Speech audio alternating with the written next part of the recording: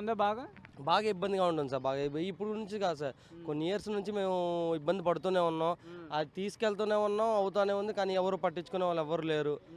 వస్తారు, వింటారు, అంటారు. మెన్ని పిటిషన్స్లో వాళ్ళు విన్నారు సార్, వాళ్ళు పట్టించుకోరు దాని గురించి. ప్రజాప్రతినిధులు ఏమో వస్తారు కదా, మేము పర్యటనలు చేస్తున్నాం అంటున్నారు, వాళ్ళు పట్టించుకోవట్లేదు. లేదు సార్, వస్తారు, పట్టించుకుందామన్నా చెప్దాము, అమ్మ పైదాకా తీసుకెళ్దాం, పైదాకా చెప్దాం అంటారు. కానీ వాళ్ళు ఏం పట్టించుకునేది లేదు.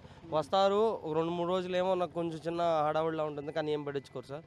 ఏదన్నా ఆ పెద్ద వెహికల్స్ ఏవైతే ఉన్నాయో అది ఊరి అవతల ఉంటే ఏదన్నా మనకి అక్కడైతే ట్రాఫిక్ ఉండదు. ఇక్కడ చిన్న చిన్న పిల్లలు ఉంటారు కదా, ఈ రోడ్ చాలా చిన్న సార్. ఇక్కడ ఉంటే ఇక్కడ స్కూల్ ఏరియాస్ ఇవన్నీ, అక్కడ పక్కన స్కూల్ ఏరియాస్ ఇవన్నీ అందరూ తిరిగేది ఇదంతా.